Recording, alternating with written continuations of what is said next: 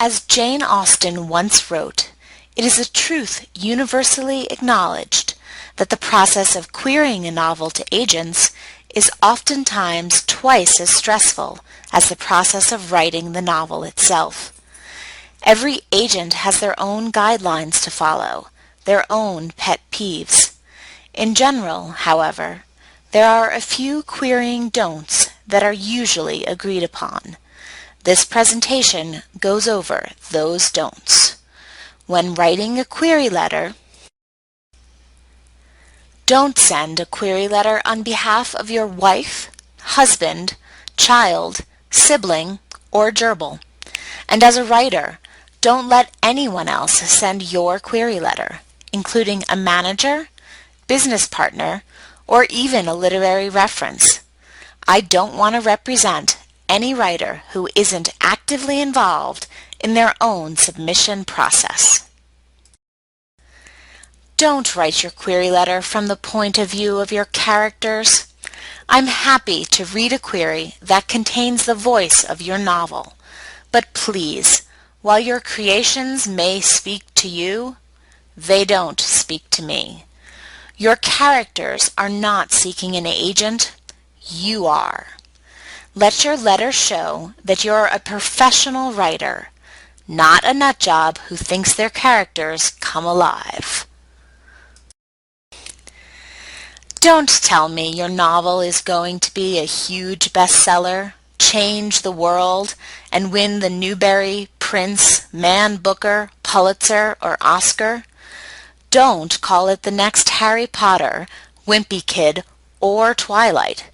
Instead, use your query to tell me the story and introduce me to the characters, and let me imagine the accolades.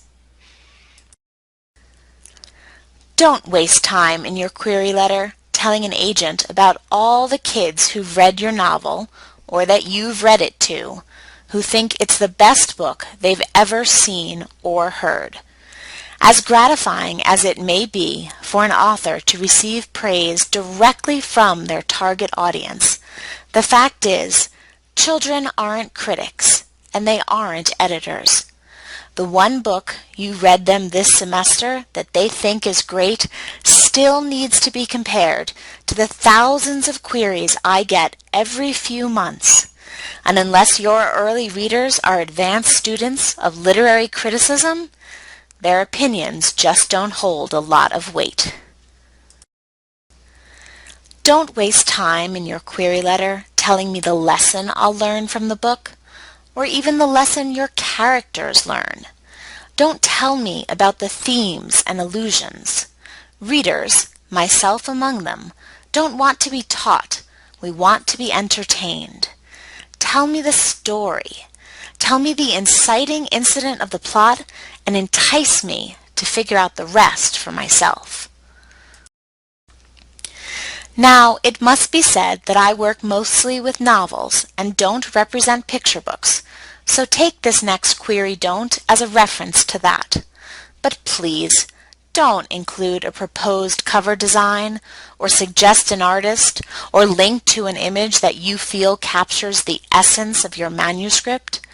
If you self-published your novel and are now seeking traditional publishing, don't share your jacket. The process of putting together a cover for a novel comes well after an agent has sold your book to a publisher and starts with an art director, not an author. Besides which, including an image in your query may get your letter bounced to an agent's spam folder, and from there, deleted. Probably not what you were hoping for.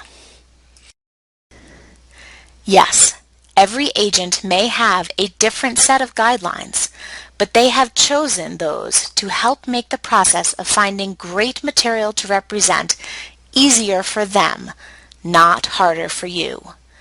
Don't start thinking that your book is strong enough to vault over my or any other agent's stated preferences.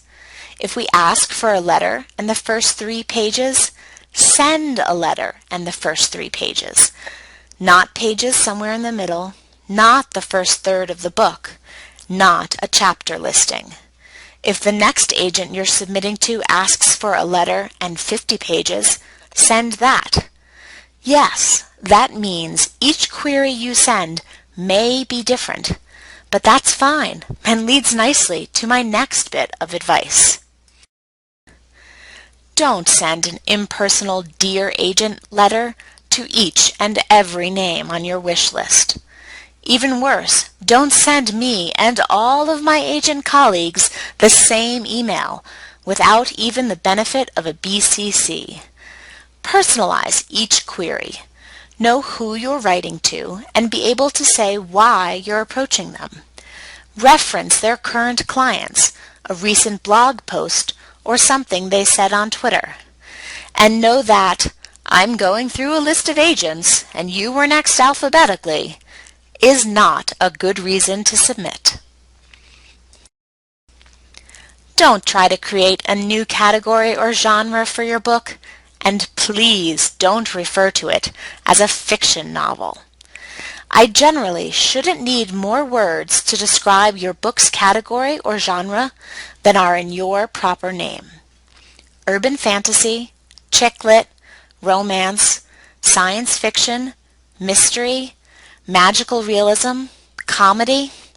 These all work, but not all together in some mashed up new phrase like urban romance sci-fi mysterious comedy.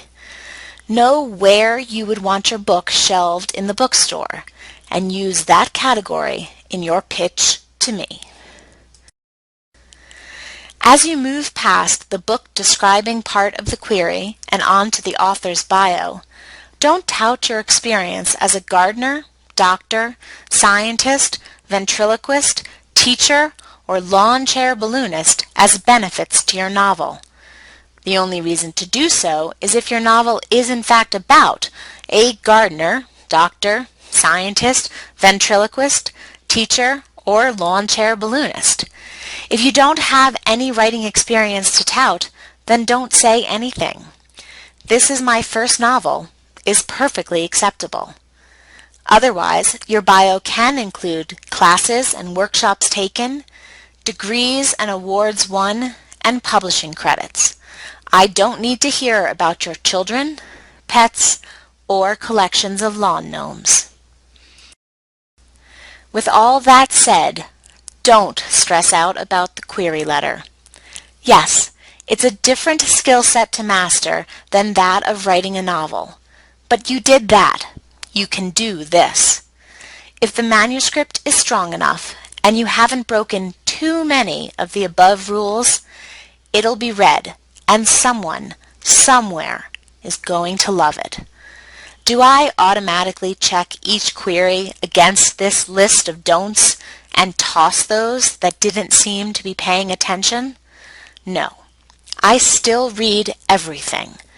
But the more guidelines you follow, the more attention you pay to what an agent wants to see and how they want to receive it, the more likely it'll be that you'll hit the agent jackpot.